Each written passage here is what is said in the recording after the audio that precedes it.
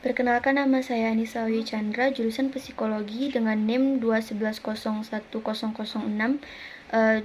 Tugas pengantar filsafat dengan materi metode kefilsafatan. Metode filsafat ini yaitu menunjukkan bahwa aliran-aliran seperti aliran realisme, idealisme, positivisme, dan aliran-aliran lainnya memiliki metode mereka masing-masing. Metode yang pertama yaitu ada metode kritis. Metode kritis ini diciptakan oleh Socrates yang mengatakan bahwa pemikiran manusia itu tidak pasti dan mungkin saja salah. Lalu, ia membuat teori ini untuk menentukan mana pemikiran manusia yang paling benar dalam satu kelompok. Dan teorinya ini sangat didukung pada masa itu dan dilanjutkan oleh muridnya yang bernama Plato. Yang kedua ada metode spekulatif, yaitu metode yang mengajukan cara berpikir sistematis, dan metode ini membuat manusia atau menyarankan manusia untuk melihat sesuatu bukan dari satu pandang saja, karena setiap sisi atau setiap pandangan itu berbeda dan tidak memiliki pola yang sama. Metode ini yaitu membantu manusia mencari kebenaran akan sesuatu.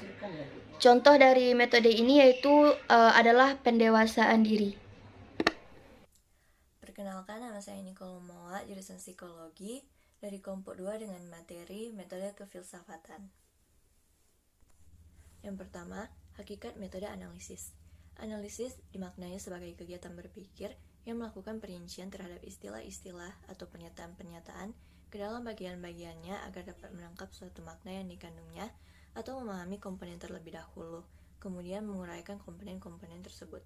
Berkaitan dengan itu, penalaran merupakan suatu kegiatan berpikir yang menyandarkan diri kepada suatu analisis, dan kerangka berpikir yang digunakan untuk analisis tersebut adalah logika penalaran yang bersangkutan. Yang kedua, hakikat metode sintesis. Sintesis diartikan sebagai komposisi atau kombinasi bagian-bagian atau elemen-elemen yang membentuk satu kesatuan. Selain itu, sintesis juga diartikan sebagai kombinasi konsep yang berlainan menjadi satu secara koheren, dan penalaran induktif atau kombinasi dialektika dari tesis dan antitesis untuk memperoleh kebenaran yang lebih tinggi. Dalam Kamus Besar Bahasa Indonesia tahun 2003, sintesis diartikan sebagai paduan berbagai pengertian atau hal lain sehingga merupakan satu kesatuan yang selaras atau penentuan hukum yang umum berdasarkan hukum yang khusus. Pengertian ini sejalan dengan pendapat Kessoff tahun 1986 yang menyatakan bahwa maksud sintesis yang utama adalah mengumpulkan semua pengetahuan yang dapat diperoleh untuk menyusun satu pandangan dunia. Dalam perspektif lain, sintesis merupakan kemampuan seseorang dalam mengaitkan dan menyatakan berbagai elemen dan unsur pengetahuan yang ada, sehingga terbentuk pola baru yang lebih menyeluruh. Yang ketiga, relasi ganda antara metode analisis dan sintesis. Istilah analisis dan sintesis sebagai label pembeda metode argumentasi antara yang deduktif dan induktif setidaknya seusia dengan Euclides. Dalam elemennya, Euclides menerangkan bahwa kedua metode ini sebaiknya tidak dipahami sebagai saling terpisah, melainkan saling melengkapi. Metodenya memperlihatkan ketetapan teorema-teorema geometrisnya dengan mula-mula menggunakan metode argumentasi analitik atau deduktif, dan kemudian mendukung simpulannya dengan penalaran sintetik atau induktif. Proses praktik penyusunan deduksi berawal dengan perumusan atau simpulan, lalu pembuktiannya dengan pencarian dua atau lebih asumsi yang benar yang bisa berfungsi sebagai landasannya. Proses induksi berawal dengan pengumpulan potongan-potongan bukti empiris, lalu ini digunakan sebagai landasan untuk menarik kesimpulan. Logika analitik dapat digunakan untuk menghasilkan pengetahuan kapan saja bila mana yang terpikir dipaparkan dalam tapal batas transendental, umpamanya suatu yang dapat yang kita lihat. Akan tetapi, begitu kata-kata untuk memberikan hal-hal yang terletak di luar tapal batas ini digunakan, logika analitik bukan hanya kehilangan daya penjelasnya, melainkan sesungguhnya juga dapat menjerumuskan kita ke dalam penyimpulan yang menyesatkan. Contoh kasus sebagaimana yang diperlihatkan oleh Zhuangzi kepada kita dalam memaparkan Tao, apabila kita berhubungan dengan persoalan yang tidak begitu kita ketahui dengan pasti, kita bisa menemukan hal-hal yang kita yakini memanfaatkan logika sintetik untuk memperoleh wawasan yang dibutuhkan untuk mendukung keyakinan-keyakinan itu. Yang keempat, metode analisis dan sintesis dalam pendekatan ilmiah. Pendekatan ilmiah merupakan gabungan antara penalaran induktif dan deduktif. Kirlinger dalam tahun 1969 memberi definisi pendekatan ilmiah sebagai penyelidikan yang sistematik, terkontrol, dan bersifat empiris atas suatu relasi fenomena alam. Sedangkan menurut Susilo pada tahun 2009, pendekatan ilmiah adalah proses berpikir di mana kita bergerak secara induktif dari pengamatan menuju pembentukan hipotesis dan kemudian berbalik secara deduktif membuat verifikasi atas hipotesis kita tadi kepada penerapan logisnya. Berdasarkan uraian tadi, dapat dikemukakan bahwa proses kerja dalam pendekatan ilmiah menimbulkan 3 sifat yang membedakannya dengan sumber pengetahuan dari pengalaman. Pertama, pendekatan ilmiah bersifat sistematis dan terkontrol karena menggunakan 2 penalaran, yaitu induksi dan deduksi. Kedua, ia bersifat empiris dan menghendaki validasi atas semua keyakinan subjektif seseorang. Sedangkan yang ketiga, bersifat self-correcting yang berarti bahwa prosedur yang sistematis dan terkontrol tersebut memungkinkan seseorang terhindar dari kesalahan yang signifikan terkala menggunakan proses pendekatan ilmiah ini untuk memecahkan masalah dalam kehidupan. Penelitian adalah suatu kegiatan yang menggunakan pendekatan ilmiah sebagai prinsip kerjanya.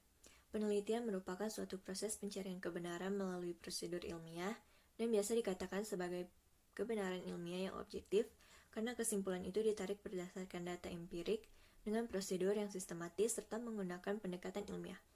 Dalam mencapai kebenaran ilmiah tersebut, kita harus melalui proses kegiatan penelitian yang secara umum bisa meliputi langkah berikut. Yang pertama, perumusan masalah. Yang kedua, pengumpulan data. Ketiga, analisis data. Dan terakhir, penarikan kesimpulan. Yang terakhir, implikasi, analisis, dan sintesis bagi teori ilmiah. Teori ilmiah didefinisikan sebagai seperangkat konsep atau konstruk, definisi, atau proposisi yang menggambarkan sebuah pandangan yang sistematis atas fenomena dengan cara memberikan spesifikasi hubungan antara variabel dan tujuan akhirnya sebuah fenomena tersebut. Ada 2 fungsi utama dari teori ilmiah, yaitu mengorganisasi temuan dari berbagai pengamatan dan penyelidikan yang tercecer sehingga sebuah kerangka teori bisa menjelaskan satu fenomenanya dan menjelaskan keterkaitan antar variabel, serta menjelaskan bagaimana sifat keterkaitannya. Melalui sebuah kerangka teorinya yang bisa dijelaskan, seorang ilmuwan bisa memberi prediksi dan kontrol terhadap suatu fenomena.